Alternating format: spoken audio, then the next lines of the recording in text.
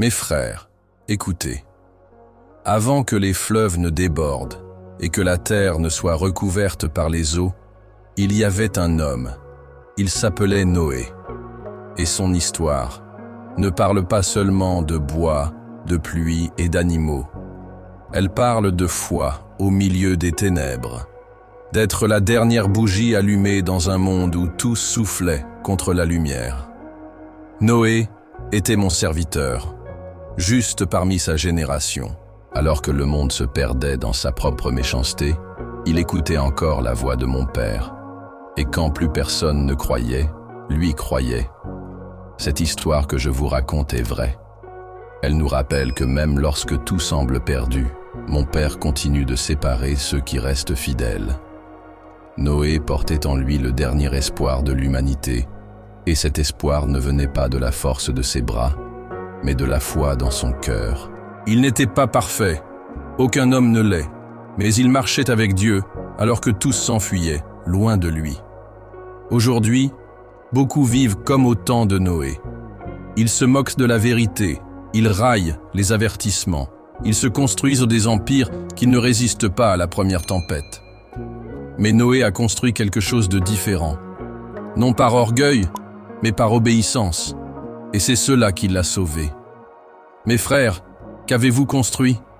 Un refuge pour votre ego ou une arche pour votre âme? Avant que les eaux ne tombent du ciel, la terre était déjà submergée, non pas par l'eau, mais par les ténèbres. La violence était quotidienne, la corruption sévissait dans les champs et les villes. Les hommes vivaient comme si mon Père ne les voyait pas, comme si le mal n'avait pas de conséquences. Chaque cœur était un trône, occupé par l'ego.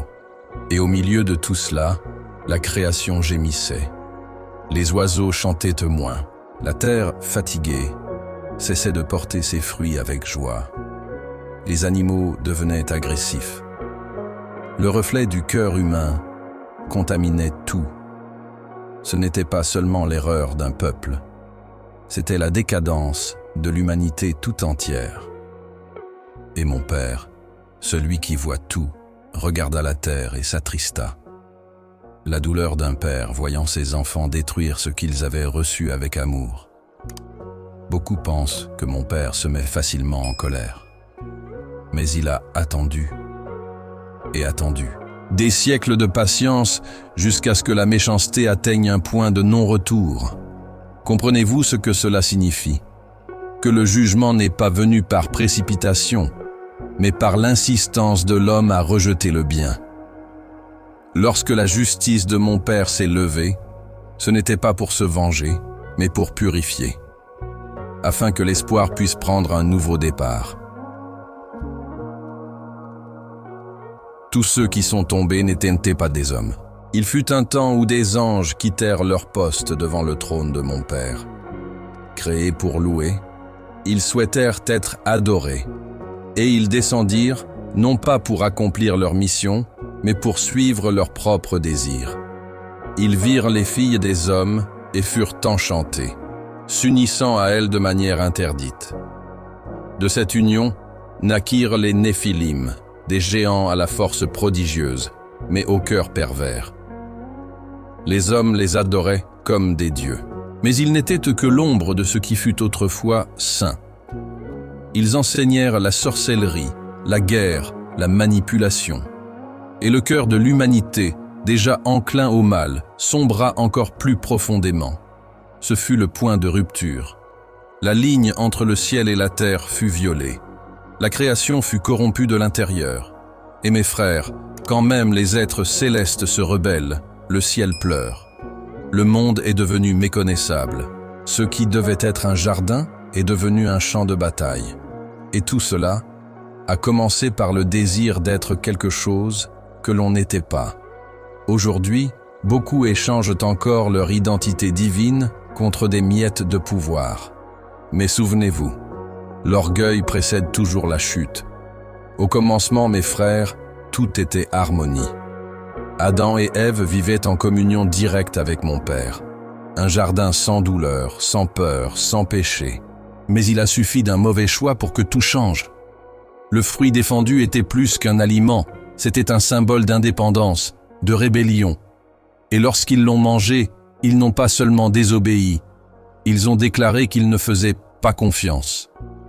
L'Éden fut fermé, la terre fut maudite, et la sueur commença à couler sur le front de l'homme, non pas à cause du travail, mais à cause de la lutte contre un sol qui résistait désormais. Le serpent rit. Mais mon père pleura, non pas de haine, mais de perte. Chaque épine qui poussa après cette chute était un rappel que quelque chose de pur avait été brisé. Depuis lors, l'homme travaille la terre dans la douleur et récolte moins qu'il ne plante. La malédiction de la terre n'était pas une punition cruelle. C'était la conséquence d'un cœur qui avait préféré suivre sa propre voie. Et aujourd'hui encore, beaucoup récoltent des épines en espérant des fleurs. Mais il y a de l'espoir. Car même là, au milieu de la chute, mon père prévoyait déjà la rédemption. 2 frères, 2 autels, 2 choix. Caïn et Abel ont grandi en entendant parler d'Éden, du Dieu qui a créé toutes choses. Tous 2 ont offert des sacrifices. Mais l'un l'a fait par foi, l'autre par obligation. Abel a donné le meilleur, Caïn ce qui restait. Et lorsque mon père regarda avec satisfaction le cœur d'Abel, Caïn sentit quelque chose de nouveau naître en lui, l'envie. Et l'envie, lorsqu'elle n'est pas traitée, se transforme toujours en violence. Ainsi, le premier meurtre n'a pas eu lieu devant une foule, mais entre frères. Le sang crie depuis ce jour-là. Ce n'est pas seulement une histoire ancienne, c'est un miroir. Combien de fois les cœurs sont-ils envahis par la jalousie, les comparaisons, les compétitions inutiles? Mon père n'a pas rejeté Caïn. Il l'a averti. Pourquoi ton visage est-il abattu? Le péché se trouve à ta porte, mais c'est à toi de le dominer. Mais Caïn n'a pas écouté. Et quand l'homme cesse d'écouter la voix de Dieu, il commence à écouter ses propres monstres. La terre a alors reçu du sang pour la première fois, et elle n'a plus jamais été la même. À cette époque, les hommes vivaient des siècles, non par hasard, mais avec la permission de mon père. Adam a vécu 930 ans, son fils Seth, 912. C'était une époque où les racines étaient profondes, où les enseignements d'une génération résonnaient pendant de nombreuses autres. Ce qu'un père disait à son fils pouvait être transmis à des dizaines de descendants vivants en même temps. Mais la longévité n'apporta pas la pureté. Avec le temps, les cœurs s'endurcirent, et le souvenir d'Éden commença à s'estomper. Les hommes commencèrent à vivre pour eux-mêmes, et non plus pour mon père. Ils cultivaient la terre, mais oubliaient de cultiver leur âme. Ils apprenaient à construire des maisons, mais oubliaient de construire leur caractère. Le temps qui était donné comme une bénédiction a commencé à être utilisé pour multiplier le péché. La longue vie aurait dû produire la sagesse, mais elle a produit l'arrogance. Et ainsi, même avec tant d'années pour se repentir, beaucoup ont utilisé leur existence pour s'éloigner encore plus de la vérité. Vous voyez, mes frères, plus de temps ne signifie pas toujours plus de conversion. Parfois, ce qui manque, ce ne sont pas des années, mais un cœur brisé. Au milieu du chaos croissant, un homme s'est distingué. Enoch.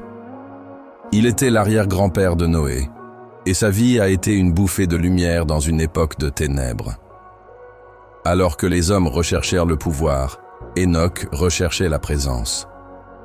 Alors que beaucoup construisèrent des villes, il édifiait la communion. Enoch marchait avec mon père. Et ce n'est pas une métaphore, c'est la réalité. Il ne se contentait pas de créer, il vivait dans l'intimité, au point d'être emmené sans connaître la mort. Imaginez cela. Un homme si proche de Dieu, si aligné avec le ciel, qu'il n'a pas eu besoin de traverser la vallée de l'ombre. Mon père l'a pris auprès de lui. Mais avant d'être emmené, il a annoncé le jugement. Oui, il a prophétisé.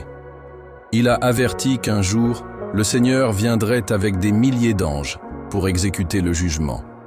Il a vu la fin bien avant que Noé ne construise l'arche. Et pourtant, peu l'ont écouté.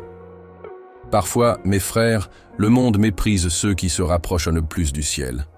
Mais je dis, mieux vaut marcher avec Dieu et être oublié des hommes que d'être célébré par les hommes et ignoré par mon Père. Après Enoch vint Mathusalem, son fils. L'homme qui vécut le plus longtemps sur terre, 969 ans. Mais il y a quelque chose que peu de gens remarquent. Son nom était un message. Quand il mourra, le jugement viendra. C'est vrai. La vie de Mathusalem était en soi un compte à rebours divin. À chaque année qui passait, mon père disait « Pas encore, encore un peu. Peut-être se repentiront-ils. » C'était une grâce prolongée, une miséricorde prolongée. Mais le monde n'a pas écouté. Chaque anniversaire de Mathusalem était une chance supplémentaire pour le monde de changer. Et quand il est finalement mort, le déluge est venu. Vous comprenez? Même dans le jugement, il y a de la compassion. Mon Père ne souhaite pas détruire, il souhaite restaurer. Mais l'homme insiste pour aller dans la direction opposée. Mathusalem était comme une horloge prophétique, un signe silencieux que le temps de l'humanité touchait à sa fin. Aujourd'hui, beaucoup ignorent également les signes. Ils voient les avertissements, mais continuent comme si la fin n'allait jamais arriver. Mais le temps n'attend pas. Et quand il s'achève, les eaux viennent. Et puis, Noé est né, fils de Lamech. Son nom lui a été donné avec un poids. Il nous consolera de notre travail et de la fatigue de nos mains, à cause de la terre que le Seigneur a maudite. Dès le berceau, il portait l'espoir d'un peuple fatigué. Mon père voyait déjà en lui non seulement un homme, mais un plan. Alors que le monde était rempli de violence, Noé grandissait en silence, façonné dans le ventre de la foi. Ses yeux voyaient ce que les autres ne voyaient pas. Son cœur brûlait pour un Dieu que presque personne ne recherchait plus. Et sans le savoir, il portait une mission qui allait tout changer. Mes frères, beaucoup pensent que le salut vient quand nous sommes forts. Mais avec Noé, le salut a commencé dès son plus jeune âge, avec un nom. Dieu sème l'espoir bien avant qu'il ne fleurisse. Et peut-être avez-vous aussi une vocation qui vous est née avec vous. Quelque chose que vous ne comprenez pas encore, mais que le ciel a déjà préparé. Noé est né dans un monde mourant, mais avec lui est née aussi la promesse d'un nouveau départ. Mes frères, écoutez attentivement. Il fut un temps où les limites entre le ciel et la terre furent violées. Les anges, créés pour servir mon Père dans la gloire, abandonnèrent leur demeure. Ils descendirent, et, charmés par la beauté des filles des hommes, ils les prirent pour épouses. De cette union interdite naquirent les Néphilim, géants par leur taille, mais encore plus grands par leur perversité. Non seulement ils marchaient parmi les hommes, mais ils dominaient, corrompaient et enseignaient tout ce qui était contraire à la volonté de mon Père. Ils ont introduit la sorcellerie, le sang versé, le mépris de la vie. Les hommes les adoraient comme des dieux, oubliant le Créateur et se prosternant devant les créatures. Le monde sombra dans l'idolâtrie. Ces êtres régnèrent d'une main de fer et avec un cœur rempli de ténèbres. La violence n'était plus une conséquence, mais une culture. Elle était célébrée, et ceux qui tentaient de résister étaient réduits au silence. Comprenez-vous ce que cela a causé? La terre, qui était auparavant pleine de vie, commença à être gouvernée par la peur. C'était comme si un épais nuage recouvrait tout. Mais même dans ce scénario, mon père observait. Il savait exactement quand intervenir. Et il restait encore un homme, un seul, juste et fidèle. Son nom était Noé. La corruption ne s'est pas répandue comme une maladie rapide. Elle a été lente, silencieuse.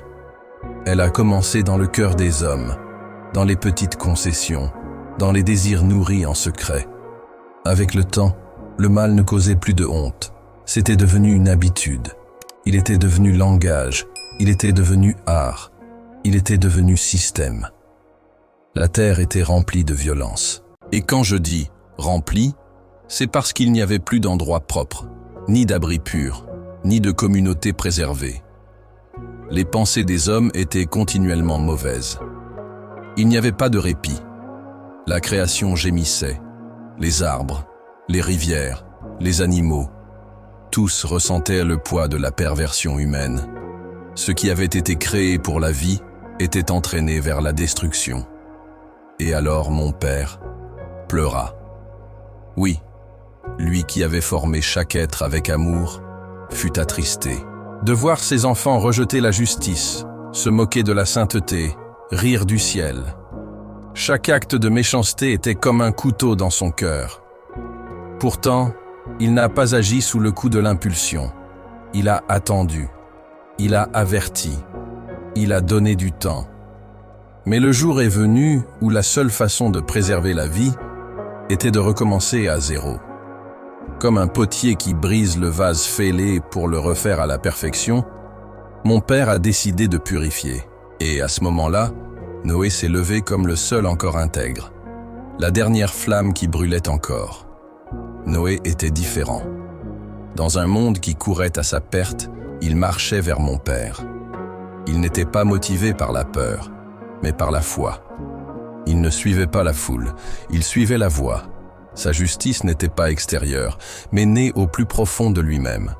Quand tout le monde ignorait les commandements, Noé les méditait. Quand tout le monde recherchait le plaisir, Noé recherchait la présence. Et puis mon père, parmi des milliards de vies, en a vu une âme qui brillait encore. Et il a choisi. Il a choisi Noé non pas parce qu'il était le plus fort, le plus riche ou le plus influent, mais parce qu'il était le plus obéissant, le plus disposé à écouter. Pensez-vous que Dieu choisit ceux qui sont compétents? Non, il rend compétents ceux qu'il choisit. Et Noé a été choisi pour quelque chose de plus grand qu'il ne pouvait l'imaginer. Il serait le lien entre l'ancien monde et le nouveau. L'homme qui porterait non seulement sa famille, mais aussi l'avenir de l'humanité tout entière. La fidélité d'un seul homme maintiendrait vivante la promesse faite à Adam, la lignée qui mènerait au salut final. Mon père n'avait pas besoin de beaucoup, un seul suffisait. Et Noé a dit, « Oui, par cette taswa des gemmes, la mission était claire. » Mon père s'adressa à Noé et lui donna des instructions détaillées. Une arche, 3 étages, des centaines de coudées, un bois spécifique, scellé à l'intérieur et à l'extérieur. Un travail de plusieurs décennies, sous les moqueries, le mépris et la résistance. Mais Noé n'hésita pas. Il ne demanda pas de signes, ne remit pas en question les mesures. Il se contenta d'obéir. Chaque coup de marteau était un acte de foi, chaque planche ajustée, une prédication silencieuse. Pendant 120 ans, il a construit et attendu. Personne ne l'a aidé, à part sa propre famille. Personne n'y croyait, à part lui. La pluie était une plaisanterie parmi les hommes, le jugement, une légende racontée par un vieil homme lunatique. Mais Noé savait, quand Dieu parle, le doute est une folie. Et même sans voir le moindre nuage dans le ciel, il a continué. Le monde s'occupait de fêtes, d'affaires, d'alliances, d'ambitions. Mais Noé construisait. L'arche était énorme. Pas un bateau ordinaire, mais un coffre de vie. Pas pour naviguer, mais pour flotter quand la terre sombrerait. Le monde riait, mais le temps passait, et chaque jour était un pas de plus vers le jugement. Pouvez-vous imaginer cela? Construire une réponse à un problème qui n'est pas encore arrivé. C'est cela, la foi. C'est cela, l'obéissance. C'est cela, marcher avec Dieu. Mon père n'a pas seulement ordonné à Noé de construire une arche. Il a tout détaillé avec précision. Chaque mesure, chaque compartiment, chaque morceau de bois, chaque espace pensé pour la préservation de la vie. L'arche devait mesurer 300 coudées de long, 50 de large et 30 de haut. C'était plus qu'un navire. C'était un refuge façonné par le ciel lui-même. De plus, il devait y avoir une ouverture pour la ventilation, une porte latérale, des étages distincts, des compartiments pour les animaux, la nourriture, l'eau. Rien n'était laissé au hasard. Noé ne pouvait pas improviser, il devait suivre chaque mot. Il en va de même pour les instructions divines. Ce ne sont pas des suggestions, ce sont des chemins sûrs. En plus d'abriter sa famille, Noé a été chargé d'emmener des couples de tous les animaux, purs et impurs, 2 de chaque espèce, 7 de chaque animal pur. Et avec eux, les provisions nécessaires pour nourrir tout le monde pendant des mois. Imaginez cette logistique. Imaginez préparer de la nourriture pour les hommes, les oiseaux, les bêtes. Chacun avec ses propres besoins. Et pourtant, tout a été fait. Parce que mon Père n'appelle jamais quelqu'un à une mission sans lui fournir les moyens nécessaires. La foi, mes frères, c'est aussi l'organisation, le zèle, l'obéissance dans les moindres détails. L'arche n'était pas seulement faite de bois et de clous, c'était un autel flottant, un symbole vivant que, même au milieu du jugement, il y avait encore de la grâce. Chaque pièce de l'arche était comme un verset du message divin. Il y a encore du salut. Alors que les hommes vivaient comme s'ils étaient éternels, l'arche grandissait comme un avertissement silencieux. Elle devenait, jour après jour, un rappel de la miséricorde de mon Père et aussi de sa justice. Beaucoup considérèrent cette construction comme une folie. Mais la folie de la foi est ce qui sauve lorsque le monde entier se perd dans une raison corrompue. Et il n'en allait pas autrement pour Noé. L'arche était son sermon, elle était sa voix prophétique. Chaque coup de marteau disait « Repentez-vous ». Mais personne n'écoutait. Aujourd'hui, beaucoup vivent comme s'il n'y avait plus de temps, comme si le jugement n'était qu'une vague idée. Mais la vérité demeure. Tout comme il y avait une arche, il y a encore une invitation, un lieu de refuge. Et il n'y a de salut que pour ceux qui entrent avant que la porte ne se ferme. Mes frères, l'arche indiquait quelque chose de plus grand. Elle m'indiquait moi. Je suis la porte. Je suis le refuge. Et il y a encore du temps. Pour l'instant. Pendant 120 ans, Noé n'a pas seulement construit, il a prêché. Non pas avec des microphones ou des tribunes, mais avec sa vie, ses actes, sa persévérance, son intégrité. Tout criait au monde, le jugement vient, repentez-vous. Mais les cœurs étaient durs. Chaque jour, en voyant l'arche grandir, ils se moquaient encore plus. Ils faisaient des blagues, riaient entre eux. Où est cette pluie? Quel genre de Dieu enverrait de l'eau du ciel? Ils préféraient le confort de l'incrédulité à l'inconfort de la vérité. Et pourtant, Noé a continué. Non pas pour convaincre les hommes, mais pour obéir à mon Père. C'est ça, la foi. Continuer sans applaudissements, sans soutien, sans public. Il savait qu'il n'était pas seul. Chaque arbre coupé, chaque planche ajustée, était une preuve vivante de son espoir. Et tandis que le monde célébrait des banquets, Noé préparait le jugement. Il ne criait pas. Il construisait. Il ne discutait pas, il agissait. Parce que la vraie foi n'a pas besoin de gagner des débats, elle transforme la réalité. Et bien que personne ne se soit repenti, la prédication de Noé reste un témoignage éternel. La justice trouve toujours une voie, même lorsque le monde se tait. Noé vivait entouré de moqueries. Chaque jour de travail, il entendait des rires, des insultes, du mépris. « Vieux fou !» disait-il. Il construit un bateau au milieu de la terre sèche. Les hommes passaient avec leur famille et le montrèrent du doigt comme s'ils observaient une fable ridicule. Mais Noé ne reculait pas. Parce que la vraie foi ne dépend pas de l'approbation des autres, mais de la voix de Dieu qui résonne en nous. Mes frères, imaginez le poids de travailler pour quelque chose que personne ne comprend. que personne ne croit. Et pourtant, jour après jour, il restait ferme. Ce n'était pas seulement du bois et du bitume, c'était du sacrifice, de la fatigue et surtout, une foi silencieuse. Beaucoup de ceux qui se moquaient de Noé vivaient dans des villes florissantes, riches, cultivées et progressistes. Mais le progrès qui ne respecte pas mon père est une décadence déguisée. Ils se moquèrent de lui parce qu'ils se sentaient coupables, parce que la vie de Noé était un miroir qui exposait leur propre éloignement du ciel. Et même sans une seule conversion, Noé n'a pas cédé au découragement. Parce qu'il ne travaillait pas pour obtenir des résultats, il travaillait pour obéir. Et cette persévérance a été considérée comme une justice. Et puis, après tant d'années de travail, le jour est arrivé. Le ciel était encore dégagé, mais mon père dit à Noé, « Entre dans l'arche, toi et toute ta famille, car je t'ai vu juste devant moi dans cette génération. » Cet ordre n'était pas seulement un commandement, c'était un appel au refuge. L'arche était prête, le jugement approchait, et Noé entra. Non par peur, mais par obéissance.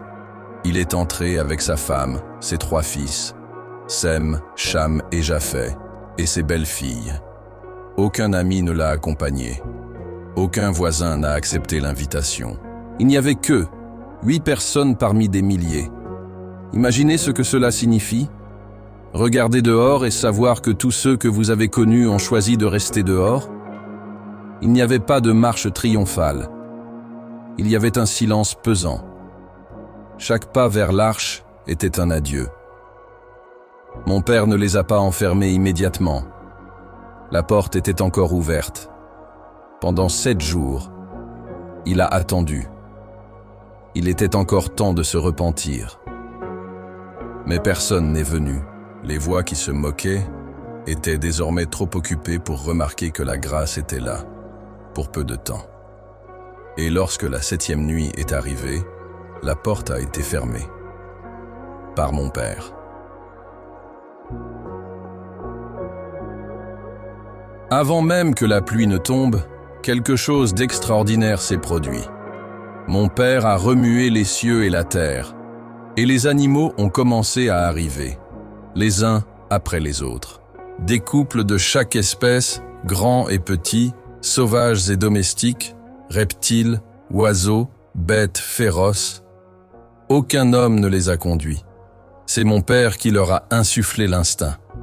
Ils marchaient, volaient, rampaient jusqu'à l'arche, en silence, comme s'ils comprenaient que cet endroit était leur seule chance de survie. Il n'y a eu ni confusion, ni résistance. Ils ont simplement obéi. Imaginez la scène, des créatures de toutes formes, en parfait ordre, prenant place comme si le ciel lui-même les guidait. La science humaine ne pourrait jamais expliquer cela, parce que ce n'était pas naturel, c'était surnaturel. Une démonstration que, même au milieu du jugement, mon père souhaitait encore préserver le cycle de la création. Et tandis que les animaux entraient, les hommes regardaient et riaient. Ils préféraient croire que ce n'était qu'une coïncidence.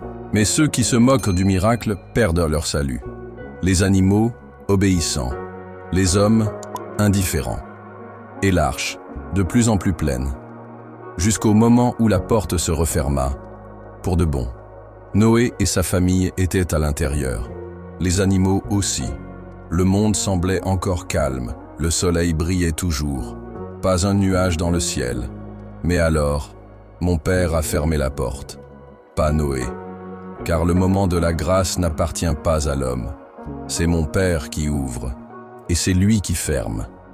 Ce bruit, le claquement de la porte qui se refermait, était l'annonce silencieuse de la fin. Il n'y avait plus de retour possible. La miséricorde avait été accordée pendant des générations, mais maintenant, le jugement allait commencer. Mes frères, comprenez bien ceci. L'arche n'était pas seulement un bateau, elle était la séparation entre la vie et la mort. À l'intérieur, un refuge. De l'extérieur, la destruction. La même porte qui protégeait ceux qui croyaient scellait également le destin de ceux qui se moquaient. Et beaucoup ne s'en sont rendus compte que trop tard. Ce qui semblait fou était désormais un espoir inaccessible. Ceux qui dansaient couraient désormais. Ceux qui se moquaient criaient désormais. Mais la porte était fermée. Le temps de la foi était passé, et le temps de la justice avait commencé. Ne laissez pas, mes frères, le temps de chercher l'arche lorsque la porte sera déjà fermée. Le temps de la grâce, c'est aujourd'hui. Ne remettez pas votre repentir à plus tard.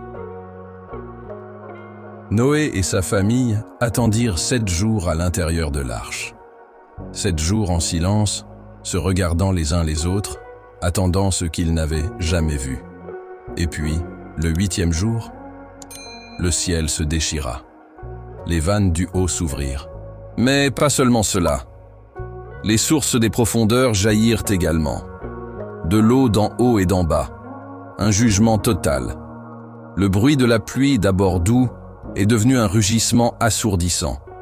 Les gouttes se sont transformées en torrents. Les torrents se sont transformés en rivières.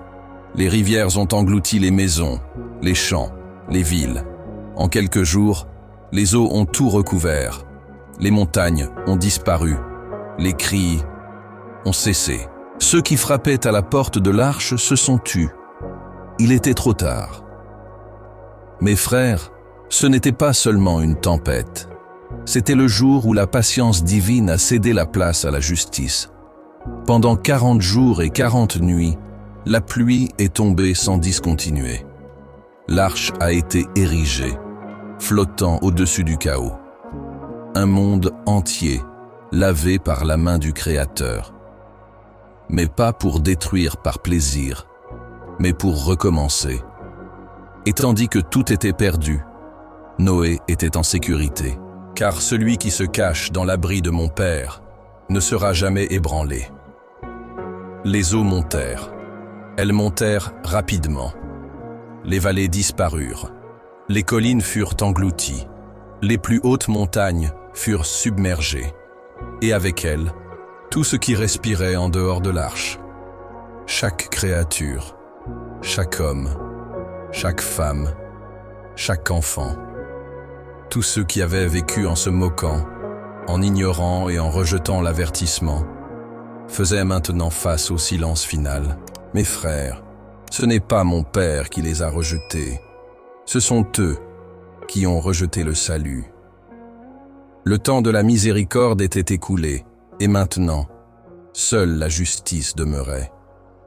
Chaque corps qui sombrait dans les eaux était un souvenir tragique d'un choix reporté. Pendant ce temps, à l'intérieur de l'arche, il y avait la paix. Il y avait la sécurité. Non pas parce que Noé était supérieur, mais parce qu'il avait fait confiance. Il est entré quand il était temps d'entrer. Il a obéi quand tout semblait absurde. Et cela a fait toute la différence. L'arche n'était pas confortable. Elle était sombre, fermée, étroite. Mais c'était néanmoins le seul endroit où il y avait de la vie. Il en va de même pour le chemin du salut. Ce n'est pas toujours le plus large, ni le plus facile, mais c'est le seul qui mène à la vie éternelle. Ceux qui y entrent y restent. Ceux qui restent à l'extérieur sont perdus. Yahshua. Pendant 150 jours, les eaux ont recouvert la terre. L'arche flottait, sans direction humaine, sans voile, sans gouvernail. Noé n'avait aucun contrôle. Et pourtant il avait confiance. Imaginez-vous entouré uniquement d'eau, sans horizon, sans terre ferme, sans promesse visible. Beaucoup, à sa place, auraient sombré dans le désespoir. Mais Noé se reposait, parce qu'il savait qui avait fermé la porte et qui l'ouvrirait. Mes frères, voilà la vraie foi. Faire confiance non pas quand on voit, mais quand tout est caché. Le bruit de la pluie avait cessé, mais l'attente continuait. Le ciel, maintenant gris, ne montrait toujours aucun signe de changement. Et pourtant, jour après jour, Noé adorait. Il n'avait pas construit l'arche par vanité, il l'avait construite par obéissance. Et maintenant, il attendait avec la même obéissance.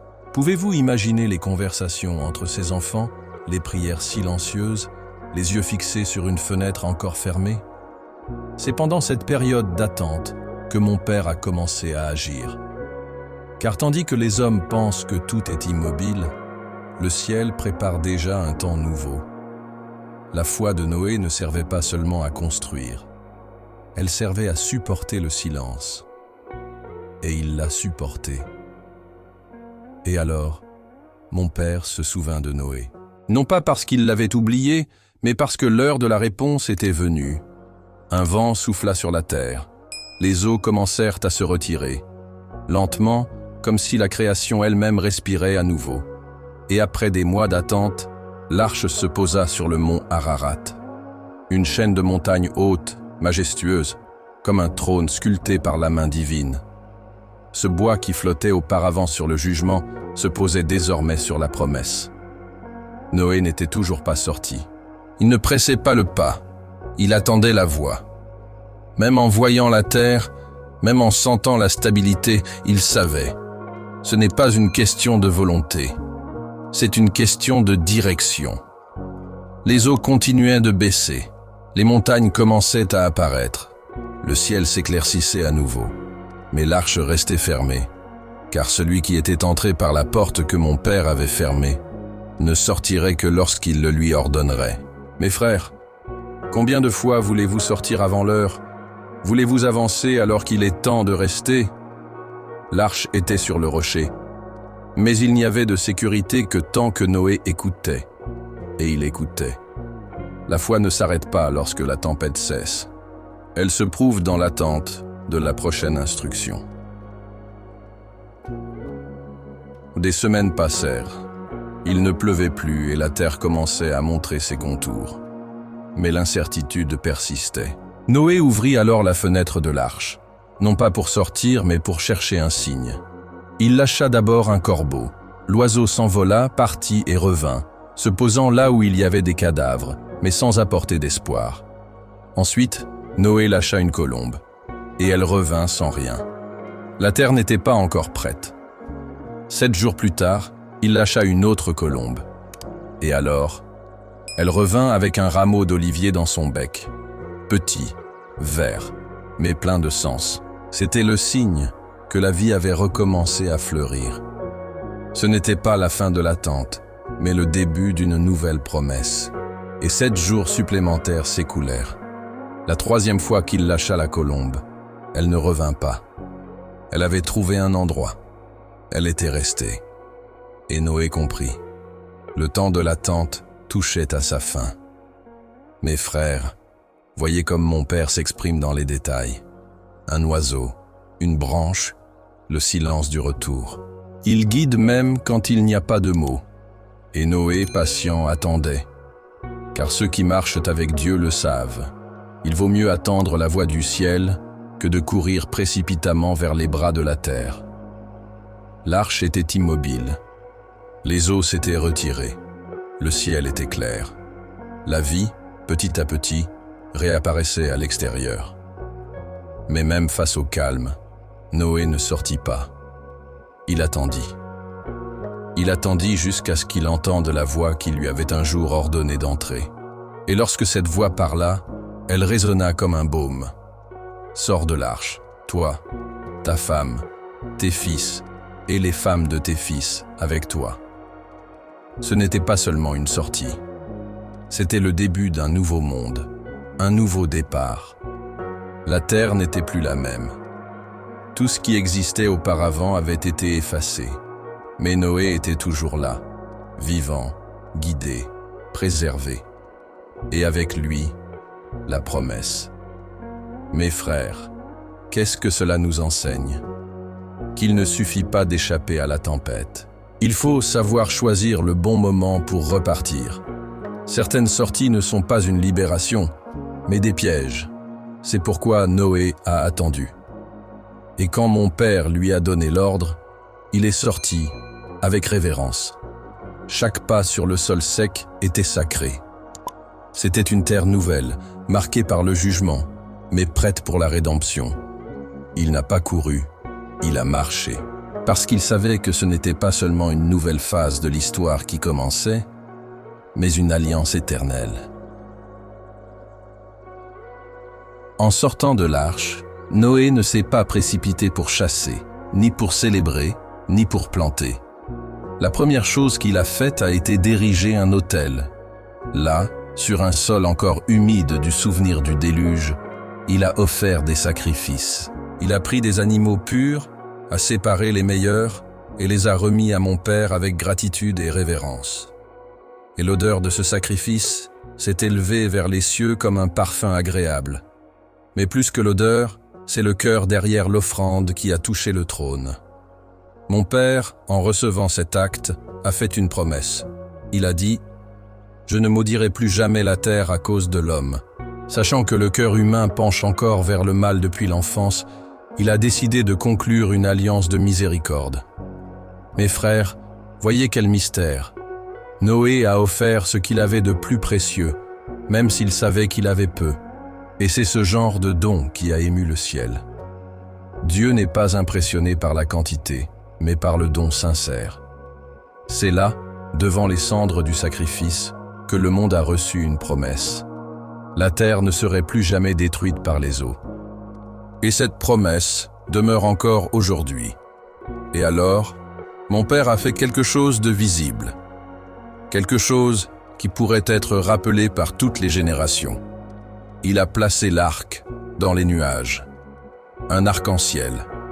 Non pas comme une décoration du ciel, mais comme un signe d'alliance.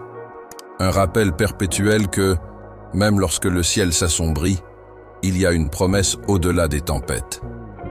C'est le signe de l'alliance que j'établis entre moi et toute chair vivante, a-t-il dit. Et chaque fois que l'arc apparaîtra, ce sera comme une voix sans son qui dira « Je me souviens de l'alliance ».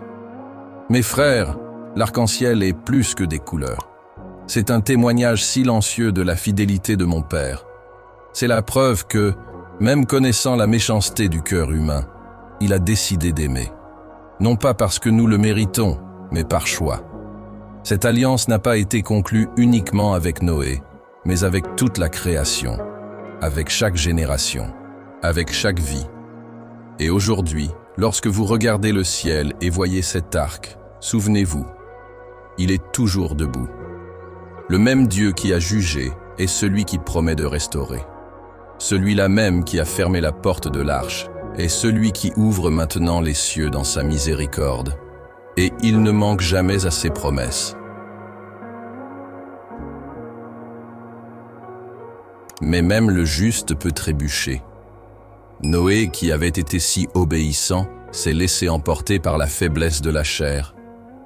Il a planté une vigne, produit du vin, s'est enivré et s'est exposé dans sa tente. Un homme de foi, désormais vulnérable. Et alors Cham, son fils, vit sa nudité et se moqua de lui. Au lieu de l'honorer, il l'exposa. Au lieu de le couvrir, il le montra du doigt. Mais Sem et Japheth, avec crainte, marchèrent à reculons, couvrirent leur père avec respect et ne regardèrent pas sa honte. Lorsque Noé s'est réveillé et a appris ce qui s'était passé, il a prononcé des paroles sévères. Il a maudit Canaan, le fils de Cham, déclarant qu'il servirait ses frères. Beaucoup se demandent pourquoi une telle sentence. Mais voyez, mes frères, il y a des choses qui se propagent par la honte. Et il y a des leçons qui doivent marquer l'histoire pour ne pas être répétées. L'erreur de Cham a été de se moquer de la chute d'un homme que Dieu avait exalté. Et le cœur de mon Père s'attriste lorsque ses enfants n'ont pas de respect pour ce qui est sacré. Le jugement sur Canaan n'a pas effacé la promesse, mais il nous rappelle que même après avoir été délivrés, nous devons encore rester vigilants. Car le péché peut frapper à la porte, même après le déluge. Maintenant que tout est passé, regardez avec moi cette histoire avec des yeux compréhensifs. Noé n'a pas été sauvé par la force, ni par la ruse. Il a été sauvé par la foi. Quand tout le monde se moquait, il a obéi. Quand tout semblait normal, il a cru que quelque chose d'invisible approchait. Il n'a pas vu la pluie, mais il a construit. Il n'a pas entendu d'applaudissements, mais il a persévéré. Il n'avait pas de preuves, mais il avait ma voix. Et cela suffisait. Mes frères, Noé est devenu l'héritier de la justice qui vient de la foi. Non pas parce qu'il était parfait, mais parce qu'il a cru. Il a marché avec moi sans me voir. Il a construit une arche sans comprendre pourquoi. Il a attendu en silence alors que tout semblait incertain. Et il en est sorti avec un cœur encore plus tourné vers le ciel qu'avant d'y entrer. Aujourd'hui, beaucoup vivent comme à son époque. Ils mangent, boivent, se marient, travaillent, rêvent, comme si l'éternité n'existait pas. Mais l'arche existe toujours, non pas faite de bois, mais de grâce. Et cette arche, c'est moi. La porte est toujours ouverte. Le jugement n'est pas encore arrivé, mais le temps est proche. Vous pouvez rire, douter, remettre à plus tard, mais la vérité demeure. Quand la pluie commencera, il ne sera plus temps de courir. Et quand la porte sera fermée, elle ne s'ouvrira plus. Que choisirez-vous? Je suis venu dans le monde pour être cette arche vivante, afin que quiconque croit en moi ne périsse pas, mais ait la vie éternelle. La croix était le marteau, le sang, le bitume qui scelle, et la résurrection, le firmament où repose tout espoir. Tout comme Noé a été sauvé au milieu des eaux du jugement, vous serez sauvés au milieu du monde en ruine, si vous entrez. Mais il ne suffit pas de voir l'arche. Il faut y entrer. Il ne suffit pas d'admirer. Il faut faire confiance. Il ne suffit pas de savoir. Il faut croire. Alors je vous demande, comme je l'ai demandé à beaucoup avant vous, êtes-vous dedans ou dehors? Vivez-vous comme quelqu'un qui croit ou comme quelqu'un qui attend de voir pour croire? La porte est ouverte. Jusqu'à quand? Mes frères, si vous êtes restés jusqu'à la fin et que vous avez profité de ce moment que nous avons partagé ensemble, je vais vous demander encore une fois de nous aider à grandir et à atteindre plus de personnes. Abonnez-vous à cette chaîne, partagez cette vidéo avec vos amis et vos proches, diffusez du contenu de qualité autour de vous. Cela ne fera pas seulement du bien à votre cœur, mais aussi à chaque personne que ce message pourra toucher. Je vous souhaite une journée pleine de paix, que mon Père bénisse et prenne soin de chacun de vous. Et n'oubliez pas, nous nous retrouverons très bientôt pour un nouveau moment de partage et de connaissance ici sur cette chaîne.